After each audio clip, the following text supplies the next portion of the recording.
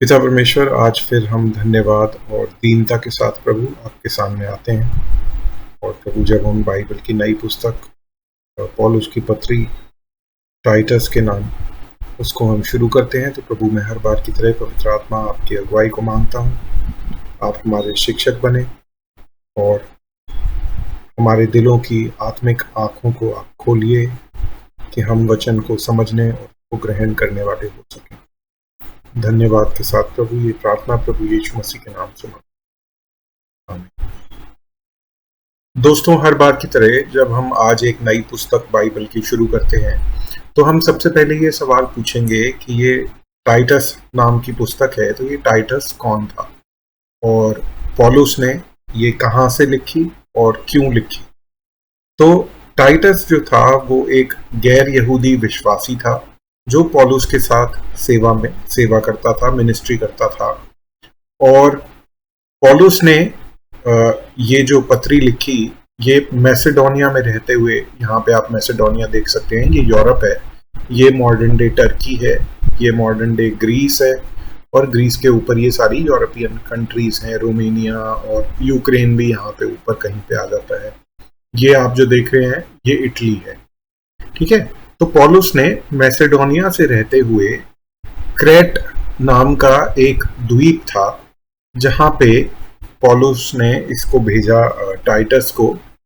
और पौलुस ने टाइटस को क्रेट भेज के ये बोला, किस लिए भेजा क्रेट, कि वहां पे जो कलीसिया है उसके अंदर जो जो परेशानियां हैं उनको वो ठीक करने की कोशिश करे और वहां पे अगुओं को नियुक्त करे, इंग्लिश में बिशप लिखा है, कि वहां की कलीसिया चल सके ठीक तरीके से, है ना।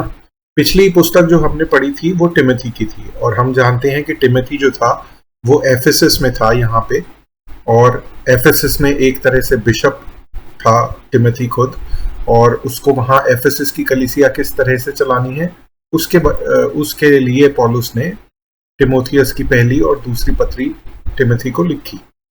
क्रेट में टाइटस नाम का व्यक्ति, मैंने आपको बताया, गैर यहूदी था, पॉल के साथ मिनिस्ट्री करता था।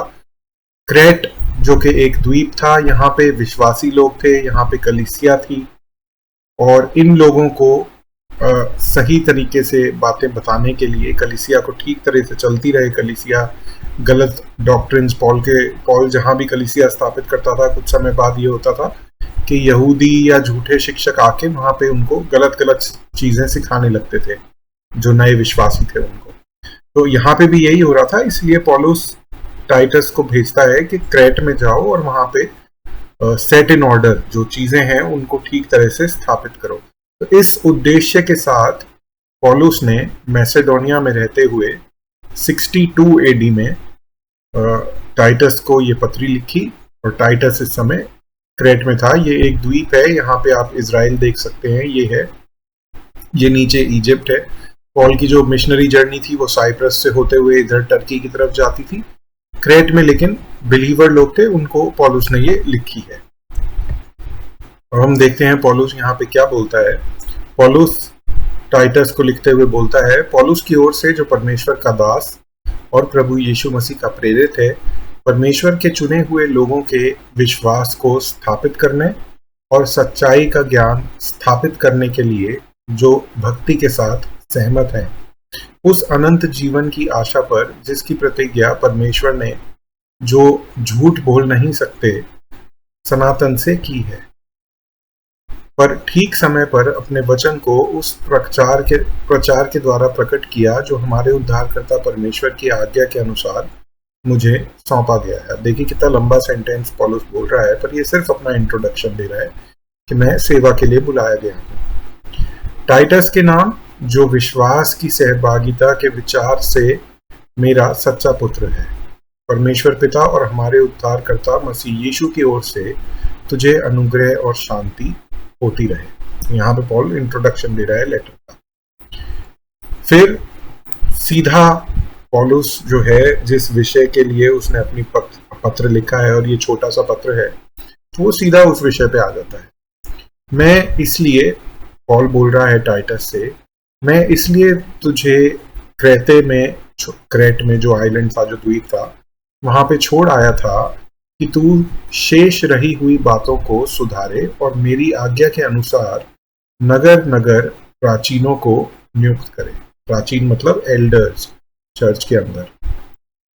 कैसे होने चाहिए वो? जो निर्दोष और एक ही पत्नी का पति हो, जिनके बच्चे विश्वासी हों और जिन पर लुचपन और निरंकुशता का दोष नहीं, क्योंकि अध्यक्ष को परमेश्वर का भंडारी होने के कारण निर्दोष होना चाहिए। हठी यानी कि जिद करने वाला नहीं, क्रोधी जिसको जल्दी से गुस्सा आ जाता है वो नहीं, न पियक्कड़ जो पी के इधर उधर पड़ा रहे ऐसा नहीं होना चाहिए, न मारपीट करने वाला, मारपीट ना बाहर ना घर के अंदर, और ना नीच कमाई का लोभी, क्योंकि नहीं तो वो परमेश्वर के नाम से अपनी दुकान खोल के बैठ जाएगा। पर पहुनाई करने वाला, भलाई का चाहने वाला, संयमी, न्यायी, पवित्र और जितेंद्रिय हो। अब ये जितेंद्रिय क्या होता है ये मुझे भी नहीं पता, इसको एक बार इंग्लिश में देख लेते हैं। टेम्परेट मतलब बैलेंस्ड आदमी होना चाहिए, एकदम से उत्तेजित और एकदम से डाउन होने वाला नहीं। ठीक है। और विश्वास योग्य, वचन पर जो धर्म उपदेश के अनुसार है, स्थिर रहे कि खरी शिक्षा से उपदेश दे सके और विवादियों का मुंह भी बंद कर सके। ये सब क्वालिफिकेशंस चल रही हैं जो प्राचीन नियुक्त करने हैं। इंग्लिश में उनको बिशप भी बोला है, एल्डर्स भी बोला है। उनके लिए पॉल बता रहा है टिमोथी को, क्योंकि बहुत से अनुशासनहीन लोग, निरंकुश, बकवादी और धोखा देने वाले, विशेष करके खतना वालों में से, यानी कि जो ज्यूज थे, अब वो जैसा मैंने आपको इंट्रोडक्शन में बताया, यहूदी जो थे वो आके नए गैर यहूदी विश्वासियों को उल्टी सीधी बातें सिखाने लगते थे। इनका मुंह बंद करना चाहिए। ये लोग नीच कमाई के लिए अनुचित बातें सिखाकर घर के घर बिगाड़ देते हैं। उन्हीं में से एक जन ने, जो उन्हीं का भविष्यवक्ता है, कहा है, क्रेटी लोग सदा झूठे, दुष्ट, पशु और आलसी पेटू होते हैं। यह गवाही सच है, इसलिए उन्हें कड़वाई से चेतावनी दिया कर कि वे विश्वास में पक्के हो जाएं। यहूदियों की कथा कहानियों और उन मनुष्यों की आज्ञाओं पर मन न लगाएं जो सत्य से भटक जाते हैं। शुद्ध लोगों के लिए सब वस्तुएं शुद्ध हैं, पर अशुद्ध और अविश्वासियों के लिए कुछ भी शुद्ध नहीं, वरन उनकी बुद्धि और विवेक दोनों अशुद्ध। वे कहते हैं कि हम परमेश्वर को जानते हैं और अपने कामों से उसका इनकार करते हैं। ये वो लोग हैं जो मुंह से बोलते हैं, अंगीकार करते हैं, लेकिन अपने कामों से परमेश्वर का इनकार करते हैं, क्योंकि वे घृणित और आज्ञा न मानने वाले हैं और किसी अच्छे काम के योग्य नहीं। तो एक बात आपने यहाँ पे ध्यान दी होगी कि ये जो क्रेट आइलैंड था, यहाँ के जो लोग थे, जैसा मैंने आपको कॉरिंथ के भी विषय में बताया ना, कि क्योंकि वो एक बंदरगाह था तो वहां पे हर तरह के लोगों का आना जाना। क्रेट भी ये था कि क्योंकि एक द्वीप था, यहाँ पे भी बहुत पाप था लोगों के बीच में, कि झूठ बोलने के लिए और आलसी होने के लिए, गलत काम करने के लिए, जिनके बारे में यहाँ पे जिक्र किया हुआ है, ये लोग मशहूर थे। तो उन लोगों के बीच में जो विश्वास में आए, उन लोगों को प्रोत्साहित करना जरूरी था कि भाई तुम अब अच्छे कामों में बढ़ते जाओ। तो वही बातें पौलुस टाइटस को बोल रहा है कि तू उन लोगों को सिखा। और ये हम देखते हैं दूसरे अध्याय में, यहाँ पे भी पौलुस क्या बोलता है, उसी बात को आगे बढ़ाते हुए पौलुस कहता है, पर तू ऐसी बातें कहा कर जो खरे सिद्धांत के योग्य हैं, अर्थात वृद्ध पुरुष सचेत और गंभीर और संयमी हो, जो उम्र में ज्यादा है, और उनका विश्वास और प्रेम और धीरज पक्का हो। इसी प्रकार बूढ़ी स्त्रियों का चाल चलन भक्ति युक्त लोगों के समान हो, वे दोष लगाने वाली और पियक्कड़ नहीं, पर अच्छी बातें सिखाने वाली, ताकि वे जवान स्त्रियों को चेतावनी देती रहें कि अपने पतियों और अपने बच्चों से प्रेम रखें, और संयमी, पतिव्रता, घर का कारबार करने वाली, भली और अपने अपनी पति के अधीन रहने वाली हों, ताकि परमेश्वर के वचन की निंदा न होने पाए। अब देखिए, पॉल यहाँ पे क्योंकि इन चीजों को एड्रेस कर रहा है, तो हो सकता है कि ये परेशानियां वहां पे हों, इसीलिए वो इस विषय पे बोल रहा है। ऐसे ही जवान पुरुषों को भी समझाया कर कि संयमी हो, सब बातों में अपने आप को भले कामों का नमूना बना। पॉल बोल रहा है टाइटस को तेरे उपदेश में सफाई, गंभीरता और ऐसी खराई पाई जाए कि कोई उसे बुरा न कह सके, जिससे विरोधी हम पर कोई दोष लगाने का अवसर न पाकर लज्जित हो। दासों को समझा। अब यहाँ पे उस समय का जो कल्चर था, वहां पे स्लेव्स होते थे, दास होते थे, कि अपने अपने स्वामियों के अधीन रहें और सब बातों में उन्हें प्रसन्न रखें और उलटकर जवाब न दें। चोरी चालाकी न करें, पर सब प्रकार से पूरे विश्वासी निकलें कि वे सब बातों में हमारे उद्धारकर्ता परमेश्वर के उपदेश की शोभा बढ़ा दें। कुछ लोग ऑब्जेक्शन करते हैं कि जो ये स्लेवरी है इसको बाइबल इंडोर्स कर रही है, लेकिन आप देखिए बाइबल इंडोर्स कहीं नहीं कर रही। बाइबल यहाँ पे उन लोगों से बात कर रही है जो कि गैर यहूदी थे और नए नए विश्वास में आए थे, और उनको एक तरीके से समझाया जा रहा है स्टेप बाय स्टेप कि परमेश्वर की क्या मर्जी है। पौलुस पहले ये भी बोलता है कि जो मालिक हैं दासों के, वो दासों को अगर विश्वासी हैं तो अपने विश्वासी भाई के समान समझें और उसी तरह से उनके साथ व्यवहार करें। तो ऐसा नहीं है कि वचन जो स्लेवरी है उसको कंडोन कर रहा है या कह रहा है ठीक ठहरा रहा है, पर बस जो कल्चर है उसके अकॉर्डिंग बात यहाँ पे करी जा रही है। क्योंकि परमेश्वर का अनुग्रह प्रकट है जो सब मनुष्यों में उद्धार लाने में सक्षम है, और हमें चिताता है कि हम अभक्ति और सांसारिक अभिलाषाओं से मन फेर कर इस युग में संयम और धार्मिकता से और भक्ति से जीवन बिताएं। देखिए हमें क्या करना है।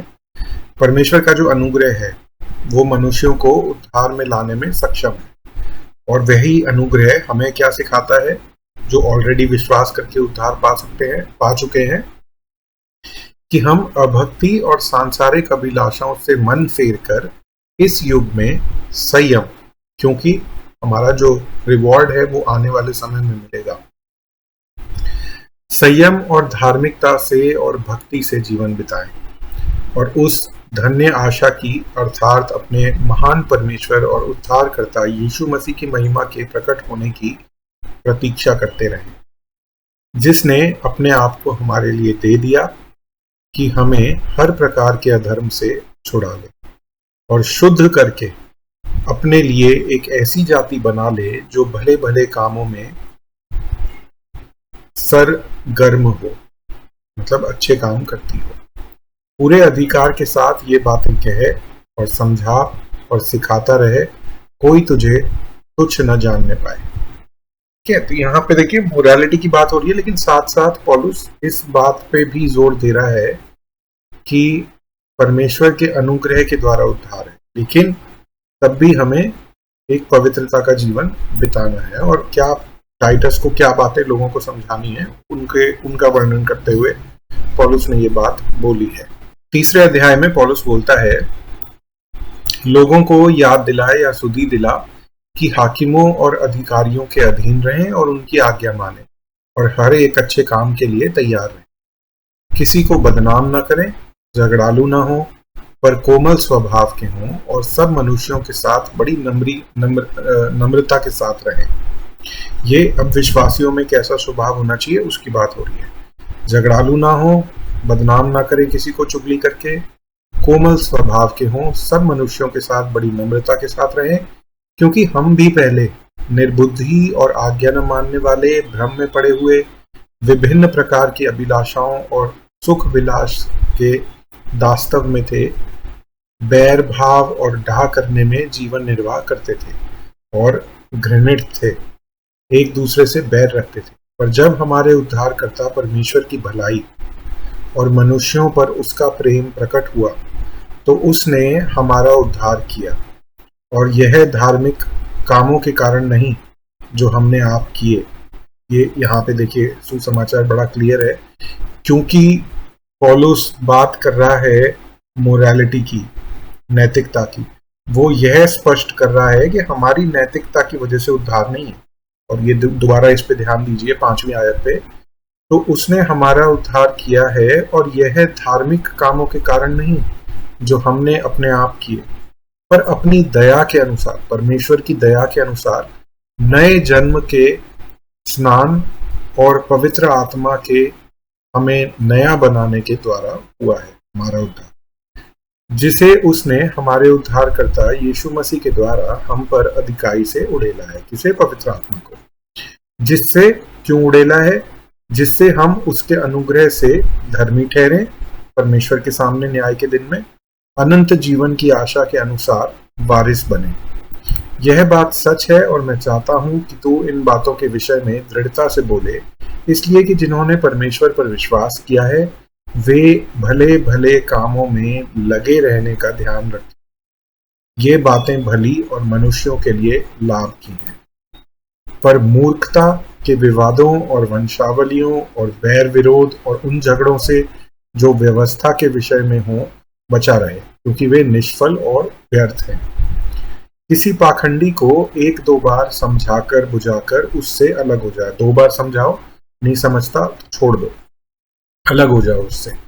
यह जानकर कि ऐसा मनुष्य भटक गया है और अपने आप को दोषी ठहराकर पाप करता रहता है।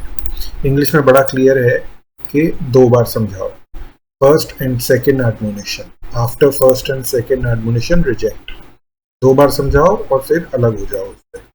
ठीक है, तो ये सारी बातें पौलुस टाइटस को बता के भेज रहा है, लिख के भेज रहा है कि वहां पे क्या फॉलो करनी है क्रेट में। और आखिर में कहता है, हमने ये पढ़ लिया, यह जानकर कि ऐसा मनुष्य भटक गया है और अपने आप को दोषी ठहराकर पाप करता रहता है। जब मैं तेरे पास अर्टेमस या टुखिकुस को भेजूं तो मेरे पास निकोपोलिस आने का यत्न करना, क्योंकि मैंने वहीं जाड़ा काटने का निश्चय किया है। ये जो नाम है ना, इनको इंग्लिश में ही देखना पड़ेगा, ये हिंदी में मुझे बिल्कुल पढ़ने नहीं आते। When I shall send Artemis unto you, Tychicus, be diligent to come unto me to Nicopolis, for I have determined there to winter.